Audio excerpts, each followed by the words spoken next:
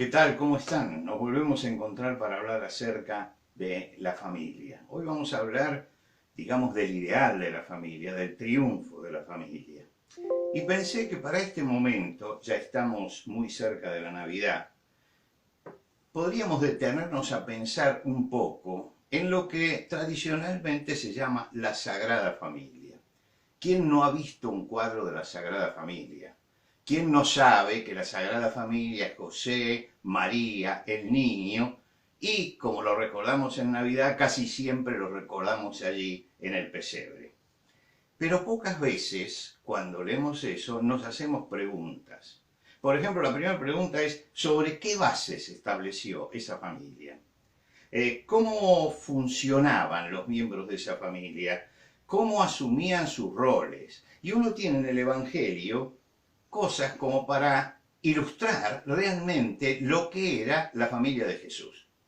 Y por eso voy a leer en el Evangelio según San Lucas, el capítulo 2, el versículo 39. Evangelio según San Lucas, capítulo 2, versículo 39, en adelante. Dice, después de haber cumplido con todo lo prescrito en la ley del Señor, es decir, cuando cumplieron con todos los ritos del nacimiento, porque se llevaban sacrificios y había una cantidad de tiempo que tenía que pasar, cuando terminaron todo eso, dice, volvieron a Galilea, su ciudad de Nazaret, y el niño crecía y se fortalecía y se llenaba de sabiduría y la gracia de Dios era sobre él. Iban sus padres todos los años a Jerusalén en la fiesta de la Pascua, y cuando tuvo 12 años subieron a Jerusalén conforme a la costumbre de la fiesta. Y el versículo 52 dice, y Jesús crecía en sabiduría, en estatura y en gracia para con Dios y para con los hombres. Ahora, recién hablábamos de la Navidad, nosotros tenemos ese modelo, ahí estaba José, María y Jesús recién nacido. Después de eso pasó algo, ¿no? Es decir, tuvieron que huir a Egipto. Y más o menos cuando Jesús tenía los primeros años de vida, pudieron volver y volvieron a Nazaret, que era la aldea original de José y María. Quiere decir que cuando lo tenemos acá en el relato, que dice después de haber cumplido todo eso, tenemos ya a la familia en el lugar donde vive. Tenemos ya a la familia en su realidad de todos los días, en lo que va a ser la familia de Jesús desde esos primeros años hasta los 30 años en que él comienza su ministerio. Quiere decir que tenemos que detenernos un poco en eso, porque muchas veces para la Sagrada Familia nos detenemos en el pesebre. Y en el pesebre nosotros tenemos a una familia estática, coagulada en ese lugar, pero la familia de Jesús era una familia dinámica. El pesebre fue un día, fue una noche, pero después hay 30 años posteriores. Y nosotros lo que nos tiene que interesar es qué problemas, qué dificultades y qué inconvenientes tendría. Los mismos que tenemos nosotros, no hay mucha diferencia. La gente ha tenido siempre los mismos problemas. ¿Y cuál era la misión que tenían que cumplir? La misma de todas las familias, es decir, crecer como familia, que sea un núcleo de protección, un núcleo de seguridad afectiva para los hijos y formarlos. Y por eso se habla del crecimiento de Jesús, y lo hemos leído en 2 versículos aquí. En el versículo 40 dice, y el niño crecía y se fortalecía y se llenaba de sabiduría, y la gracia de Dios era sobre él. Y en el segundo, en el versículo 52, dice, y Jesús crecía en sabiduría y en estatura, y la gracia de Dios, y en gracia para con Dios y los hombres. Marcan 2 objetivos finales, que es el desarrollo físico, sano y fuerte, que es lo que todo padre busca, que su hijo se desarrolle, que tenga energía, que crezca normalmente, por eso lo lleva al médico, lo hace pesar, lo mide, se fija en que coma equilibradamente. Pero ellos se preocuparon por algo más, por el desarrollo espiritual. Dice que se llenaba de sabiduría. Y no hay que confundir nunca la sabiduría con la instrucción y con el conocimiento. Para la instrucción los mandamos a la escuela y allí los instruyen. Pero la sabiduría es algo totalmente distinto. La sabiduría es la aplicación del conocimiento a nuestra vida cotidiana. Y en lo que Jesús se destacaba era justamente en ese tipo de conocimiento para la vida cotidiana. Y dice, crecía en sabiduría y en gracia para con Dios y para con los hombres. ¿Qué es esta sabiduría? Le enseñaron muchas cosas que todos tenemos que enseñar a nuestros hijos. La capacidad para resolver problemas prácticos, para vivir en la realidad. Es decir, los tenemos que ubicar en la sociedad y ubicar en el mundo. Aplicar todo lo que la familia le enseña para saber cómo conducirse, cómo relacionarse, cómo actuar con mesura en la vida, cómo actuar con inteligencia, cómo vencer la propia necedad que viene juntamente con la persona. Y allí es donde la familia entra a tener su gran trabajo. Porque para instruirlo lo podemos mandar a la escuela. La escuela lo instruye. Pero para darle sabiduría y conocimiento espiritual está la familia y entonces es el trabajo. Y ese trabajo tiene que tener una culminación y la culminación de ese trabajo es la que marca aquí. Dice, y crecía en gracia para con Dios, es decir, vivía dentro de las normas de Dios, vivía cumpliendo los 10 mandamientos, sabe mantener los principios éticos que Dios enseña, sabe comportarse como cristiano y para con los hombres. ¿Por qué? Porque era apto para la vida social, no era un inadaptado Jesús. Y estos son los ideales que tiene que tener toda familia. Es decir, hacer un marco de referencia afectivo tal que no solamente cubra las necesidades físicas, sino que además cubra las necesidades espirituales de la persona. Y esas necesidades espirituales no se pueden delegar a nadie. Es la responsabilidad que tiene la familia. Y la familia triunfa cuando sus hijos tienen estas características, crecían en gracia para con Dios, viven conforme a las normas, saben mantener sus principios, saben vivir sanamente y para con los hombres. Son aptos en la sociedad, son útiles a la sociedad. No son personas que trastornan la sociedad, no son inadaptados, se han adaptado a la sociedad. Ese es el doble resultado que tuvo la Sagrada Familia, como nosotros llamamos, y el doble resultado que todos nosotros necesitamos tener, ¿para qué? Para que la familia cumpla con la misión que tiene. ¿Cómo se cumple eso? Y acá llegamos a uno de los problemas centrales. ¿Cómo llegamos a cumplir esas cosas? En primer lugar, entendiendo que la familia es un grupo funcional. Es decir, no es estático, es dinámico. Es un grupo que funciona. Y ese grupo, cuando funciona, cumple con ciertas normas. Y para que ese grupo funcione realmente, tiene que partir siempre el matrimonio de un pacto matrimonial sólido.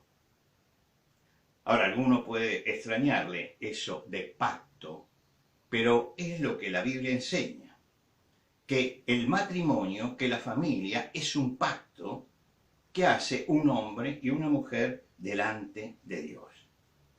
Yo recuerdo que cuando mi hijo menor se casaba, fue el primero que se casó, Ezequiel y Verónica, me preguntaron qué texto podían poner en la invitación, qué texto bíblico.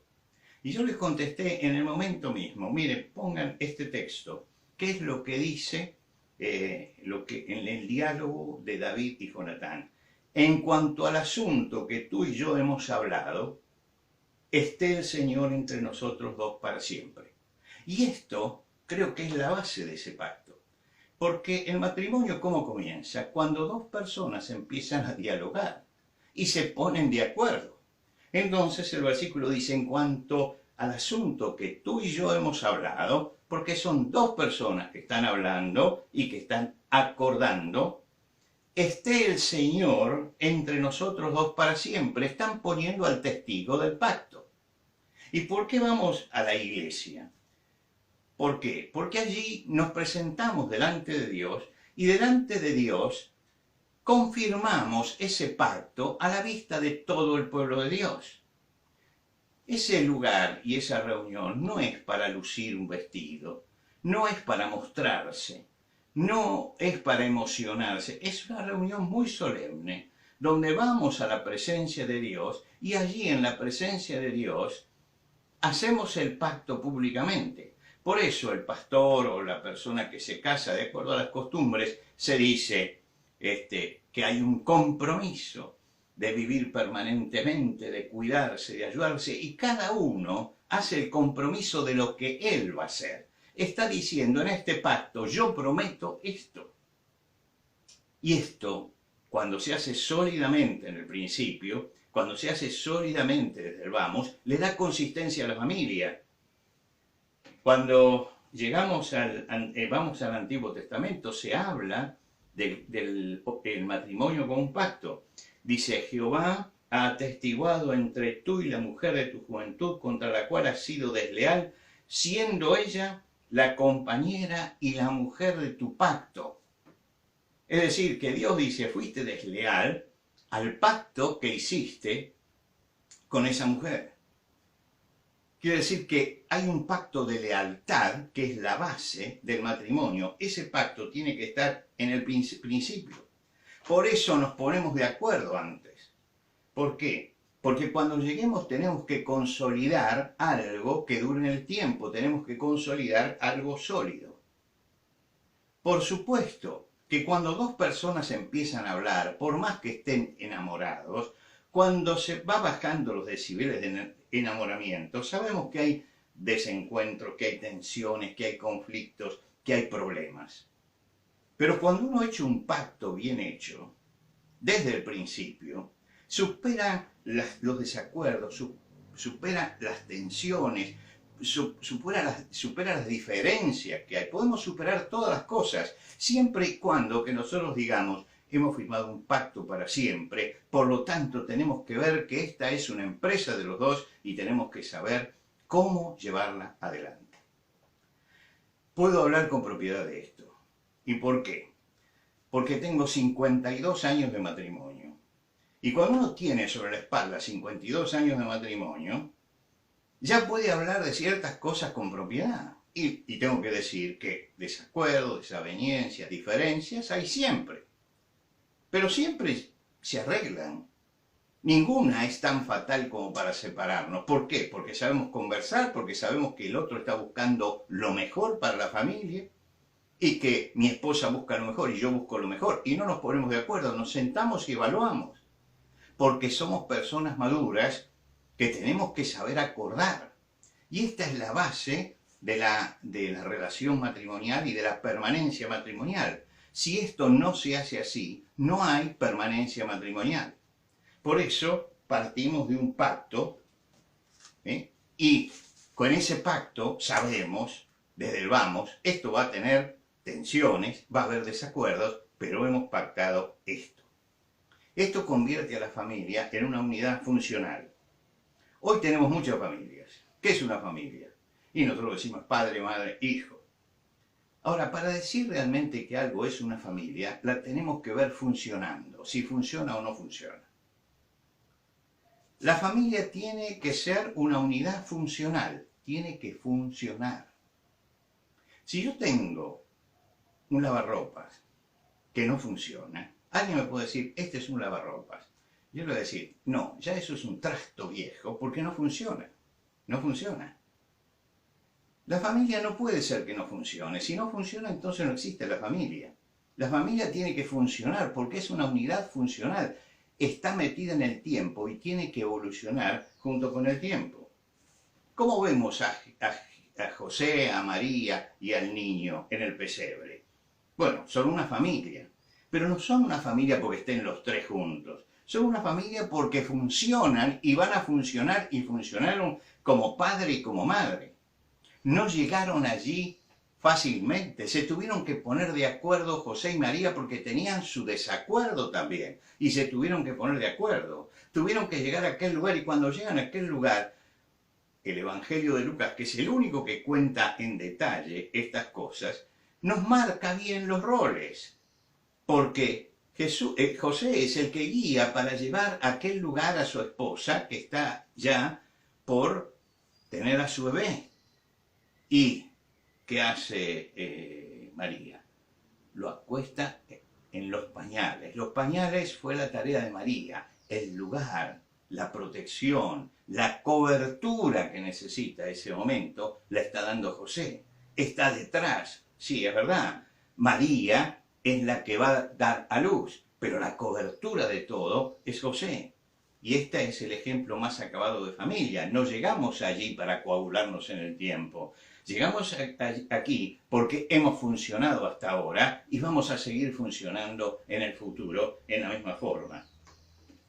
Cuando nosotros vemos los efectos que la sociedad tiene sobre muchos jóvenes, cuando vemos el problema de la drogadicción, del alcoholismo, de los embarazos adolescentes que ya son una plaga, el crecimiento de esto está marcando que las familias no funcionan.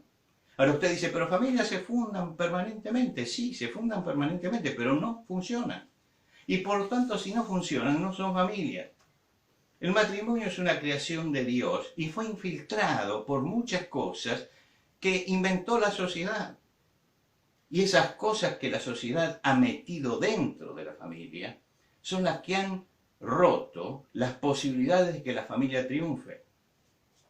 Una de las cosas que instaló la sociedad es el materialismo. Nosotros vivimos en una sociedad altamente materialista. No hace falta que yo lo subraye. Es altamente materialista. ¿Qué quiere decir esto? Que vivimos la dictadura de las cosas materiales. Creemos, y nos hacen creer sobre todo los medios, que la felicidad consiste en tener. Si usted tiene todo esto, fíjese usted en la publicidad, cómo se relaciona siempre las cosas que el hombre quiere poseer con la felicidad, ¿no? Usted va a ser feliz si tiene este carro, pero si no tiene este carro, entonces usted va a ser el hombre más infeliz de la tierra. No se lo van a decir así, pero se lo dejan deslizar. Para que usted se realice como persona, necesita comprar esto, necesita usar tal producto, es permanentemente, la sociedad crea necesidades. ¿Para qué crea necesidades? Bueno, porque se necesita que el mercado se mueva. Entonces aparece una sociedad tremendamente materialista. Y hay familias y personas en las familias que caen en esa trampa y creen que únicamente las cosas materiales los van a hacer felices. Yo no digo que ciertas comodidades no sean necesarias, pero creo que nos estamos excediendo en muchas cosas.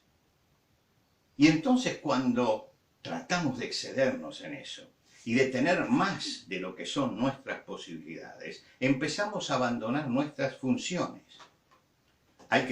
Estamos criando hijos y tenemos que tener responsabilidad en la crianza, responsabilidad para estar con ellos, para conversar con ellos, para ayudarlos en su crecimiento. Esto es fundamental. Pero muchas veces delegamos en una tercera persona porque nosotros tenemos que estar trabajando. Pero hay momentos en la vida en que los padres son irreemplazables y que tienen que cubrir el tiempo. El padre sale a trabajar, vuelve muy cansado a la noche, entonces pone el dinero y dice, bueno, acá tienen, ahora vivan. Pero él no cumple su función de padre. ¿Por qué? Porque está entregado al materialismo. Y ahí es donde la familia tiene que volver a sentarse, el hombre y la mujer, y tiene que empezar a considerar esto. Bueno, vamos a tener menos, pero vamos a cuidar de nuestros hijos. Yo les digo a los matrimonios que cuando tienen el primer hijo bajan de estatus. Bajan de estatus, ¿por qué? Porque tienen que agregar una cantidad de gastos y tienen que poner una cantidad de tiempo en ese hijo o en esos hijos que tienen.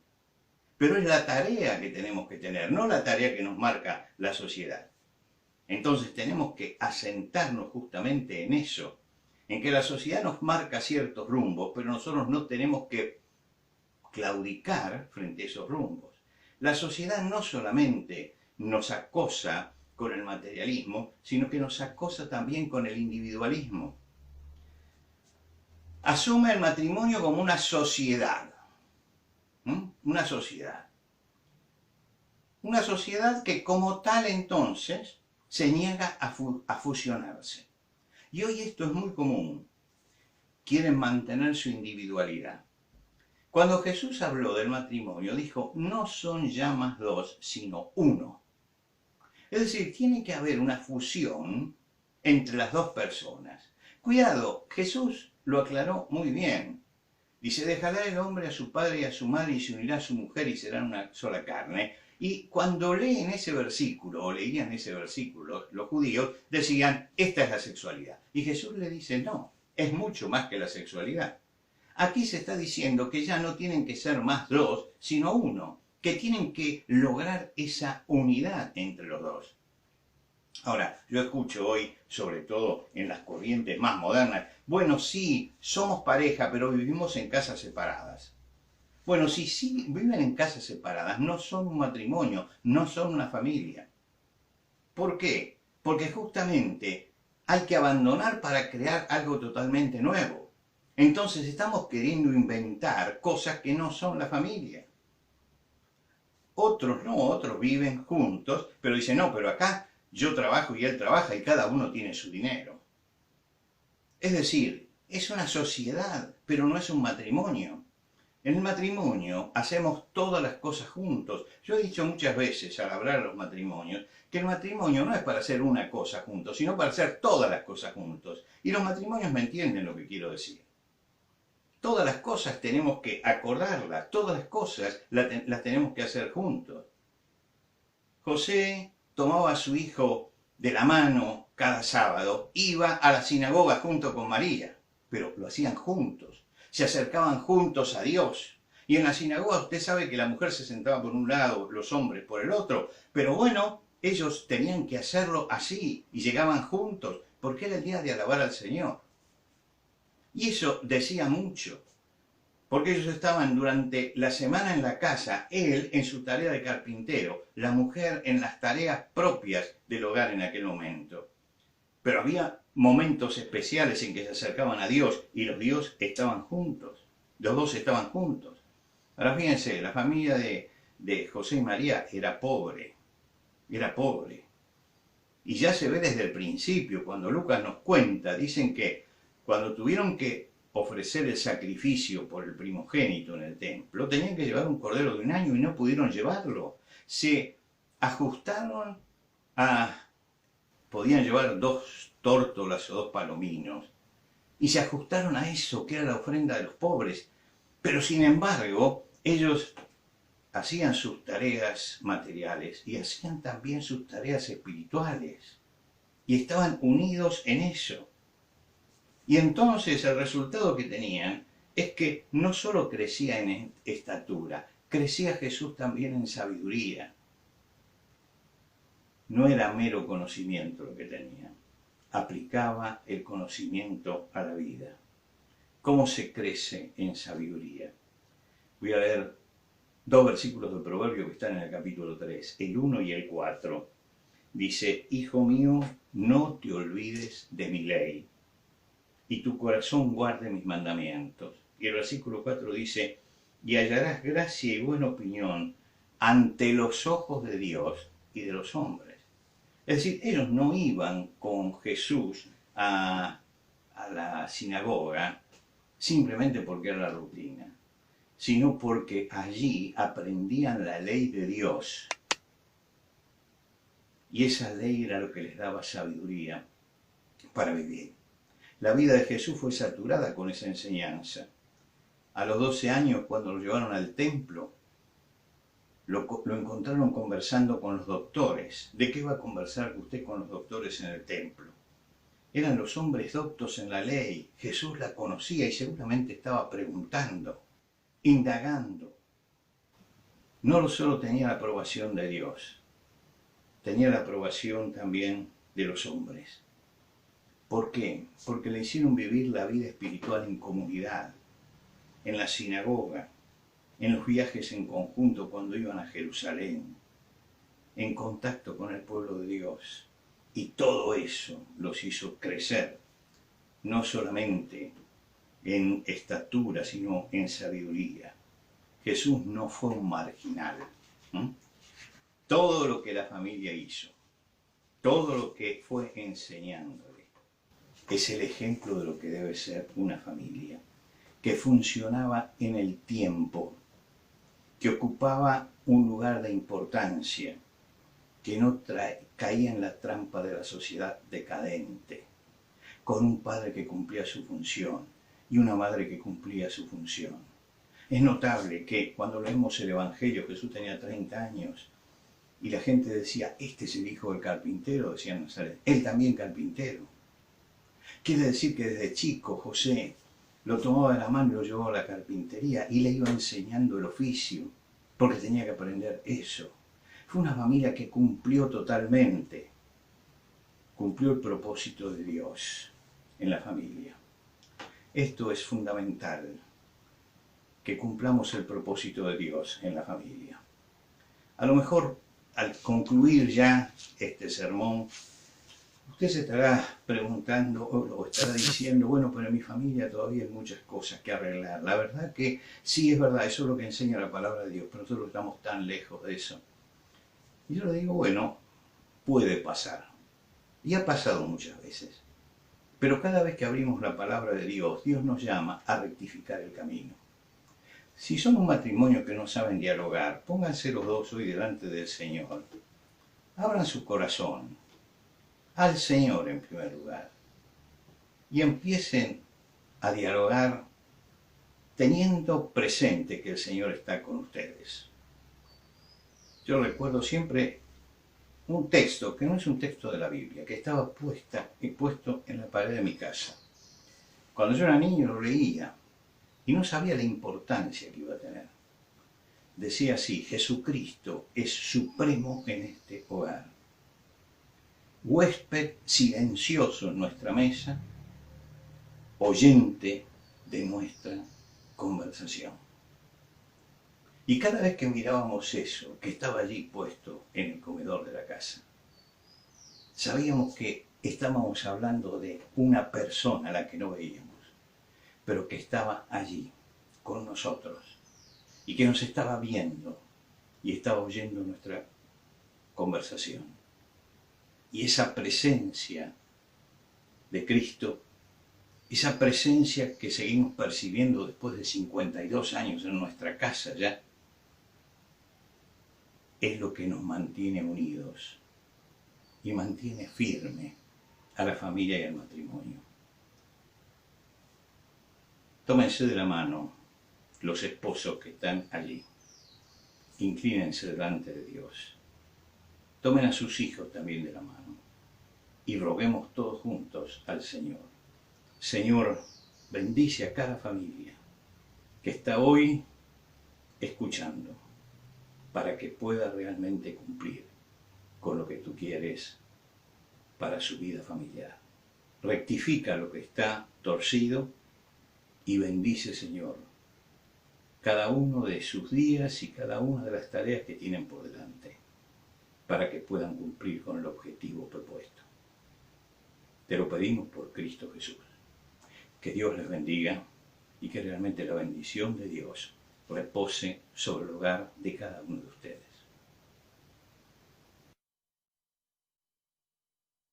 Dice Romanos 8:35, ¿quién nos separará del amor de Cristo? ¿Tribulación o angustia o persecución o hambre o desnudez, peligro o espada? Pues nadie, ni lo alto, ni lo profundo, ni ninguna cosa creada nos podrá separar de su amor. Cantemos de esta hermosa realidad. Nos separará